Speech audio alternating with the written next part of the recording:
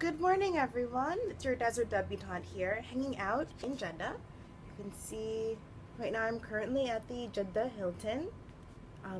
Very, very beautiful hotel. Great service, considering service can be sometimes an issue here in Saudi Arabia, as we know.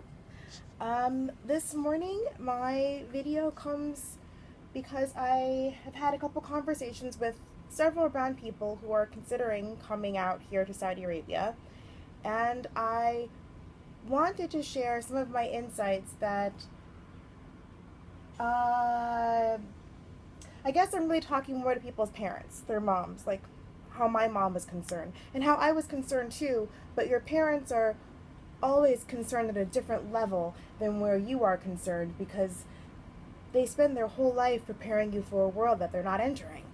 And that in and of itself, when you think about it, can be very scary. So, hi mom and dad.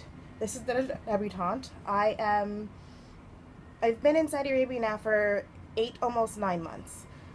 And if your child looks somewhat like me and happens to be melanin rich, and you have been scouring the internet, as I did, trying to figure out, well, what will this person's experience be like in a country that is so vastly different than my own.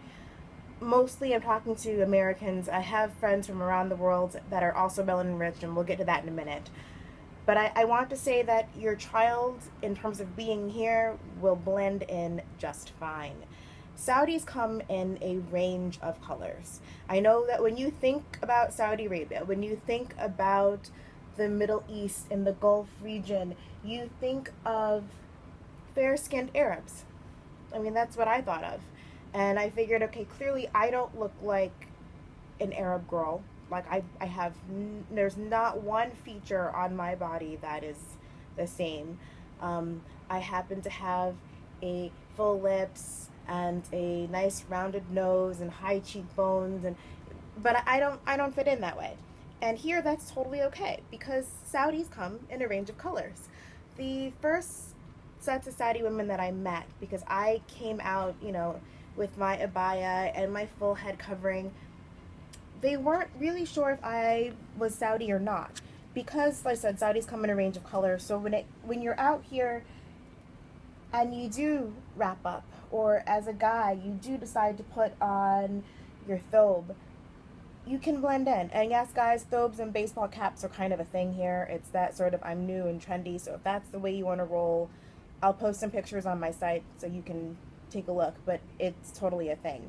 As a girl, wear your abaya, find one you like. Like, I love my leopard print abaya. I do. I am now accessorizing with all sorts of other leopard print things because I really enjoy my abaya.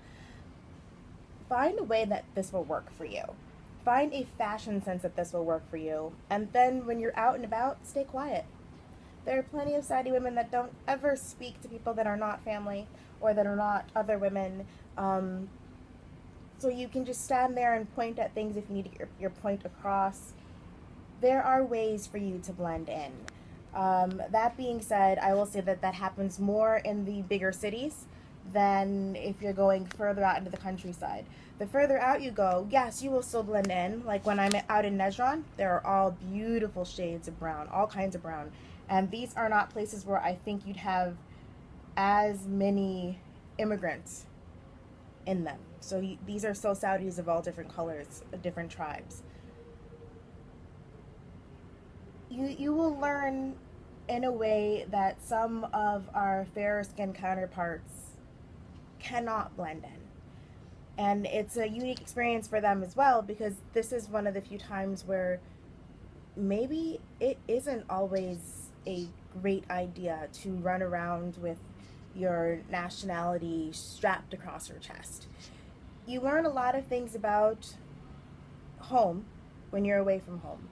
And I also am learning a lot about how home is viewed from being out here. And there are a lot of people here who see the experiences of many different types of Americans, not just brown Americans. And they can identify with it, or there are things they can highlight and understand because they too feel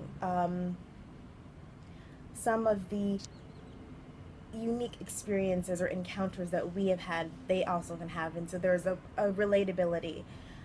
Your humanity here will really show. And for that, mom and dad, don't worry. That being said, don't run around trying to change people. If you're coming out here on a secret Christian covert mission, don't do it. It's not only rude, but it's not right.